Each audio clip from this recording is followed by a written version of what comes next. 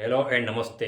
आप देख रहे हैं आपका अपना YouTube channel. Hi, I am Ashok Parmar. इस वीडियो में जो आपको मैं महत्वपूर्ण जानकारी दूंगा वो ये है कि अगर आप भी एक्टिंग की दुनिया में अपना परचम लहराना चाहते हैं, उसमें करियर बनाना चाहते हैं, तो आपको किन किन चीज़ों का ध्यान रखना होगा। सबसे पहले तो आपकी आवाज़ क्लियर होनी चाहिए, शब्दों का फंबल नहीं होना चाहिए।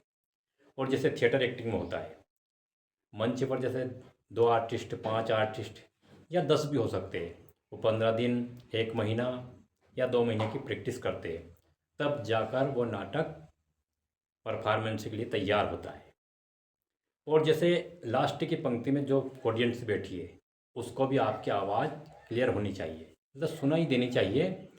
नहीं तो जैसे कि कैमरा एक्टिंग होता है, वहाँ पर आपको स्लोली बोलना होता है, धीरे बोलना होता है।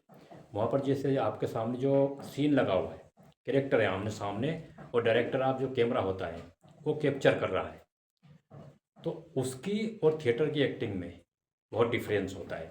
थिएटर में होती है लाउड एक्टिंग, वहाँ पर आपको ज़ोर ज़ोर से बोलना पड़ता है। और कैमरा एक्टिंग में क्या होता है कि आपसे 3 फीट की दूरी पर या 2 फीट की दूरी पर कैमरा, आप डायरेक्टर कैमरा लेकर उस सीन को कैप्चर कर रहा है। तो हमने बात की आवाज़ के ऊपर, आपकी आवाज़ साफ़ होनी चाहिए। और अगर फंबल आते हैं, फंबल से मेरा तात्पर्य है आप जा की जगह फा बोल सकते हैं, डा की जगह पर ढा बोल सकते हैं, का की जगह पर खा बोल सकते हैं, या जहाँ पर खा आया है वहाँ पर आप का बोल सकते थे। या शब्दों की जैसे पूरा शब्द नहीं उच्चारण किया आपने बोलने में, तो हो जाता है शब्द का फंबल, उसे हम उस भाषा में फंबल कहते हैं। और एक होती है कि जैसे कि आप थ्रोबैक के द्वारा अपना शब्द जिस एनर्जी के साथ आप प्रोनाउंस करते बोलते हैं। मैं बताता हूँ आपको। और भाई साहब क्या हाल चाल है, ये हो गई आवाज़ की क्लियरिटी। और भाई साहब क्या हाल चाल है, शुरू से लेकर लास्ट तक पूरे क्लियर शब्द सुनाई दिए आपको। अब इसको ही दूसरे एग्जाम्पल से देते हैं हम। और भाई साहब क्या हाल चाल है, आपने एनालाइज किया कि जो लास्ट का शब्द है वो पूरी तरह से थ्रोबैक नहीं हुआ, पूरी तरह से उसको सुन नहीं पाए। तो इसकी क्लियरिटी के लिए आपको सुबह जैसे जब आप उठते हैं, इसका कुछ अभ्यास है, प्रैक्टिस जो रोज़ाना आपको डेली हैबिट्स में करनी पड़ती है। सुबह जैसे आप उठे, आपका जो है डेली डेली हैबिट्स का जो रूटीन है, जब भी आप उठते हैं जैसे 4 बजे, 5 बजे या 6 बजे, तो फ्रेश होने के बाद, ब्रश व्रश करने के बाद आपको 10 मिनट तक वाइब्रेटो की प्रैक्टिस करनी है। वाइब्रेटो की प्रैक्टिस क्या होती है, यहाँ पर उंगली लगा के ये आपको 10 मिनट तक करनी है। और उसके बाद आपको पेंसिल लेकर और आपको मतलब बुक्स पढ़नी है। यहाँ पर पेंसिल लगा के आपको बुक्स पढ़नी है, कोई नावल्स पढ़ना है या जैसे एक्टिंग की किताब है, इस तरह अवस्थी की जो बेस्ट सेलिंग बुक्स है उसको आपको पढ़नी, जिससे आपको कैरेक्टर की समझ होगी।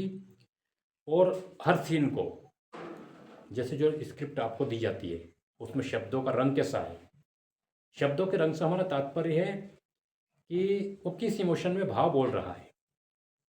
किसी किसी शब्द में जैसे कि तुम ऐसे कैसा कर सकते हो, ये हो गया नाराज़गी का भाव।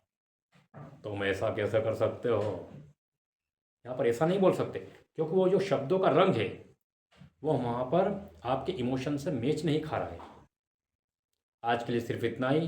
अब आप है ना एक काम कीजिए, इस मोनोलॉग को देखिए। मोनोलॉग से हमारा तात्पर्य एक्टिंग का वीडियो, उसके बाद हम फिर उसके कंक्लूजन पर बात करेंगे। तब तक के लिए आप इस मोनोलॉग को देखिए और हमें कमेंट करके ज़रूर बताएं कि इस वीडियो से आपने क्या सीखा। आपको वाइब्रेटो की प्रैक्टिस तो करनी है, उसके बाद आपको पेंसिल एक्सरसाइज करनी है, जिससे आपकी आवाज़ साफ होगी, क्लियर होगी।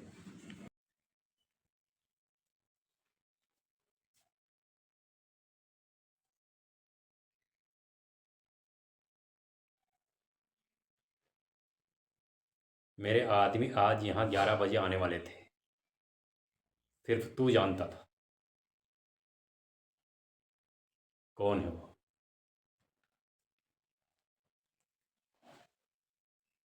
हेलो गाइज, अभी अभी आपने जो सेल्फ टेस्ट देखा, एक्टिंग का वीडियो, आपने उसको नोटिस किया वो किस इमोशन पर डिपेंड था।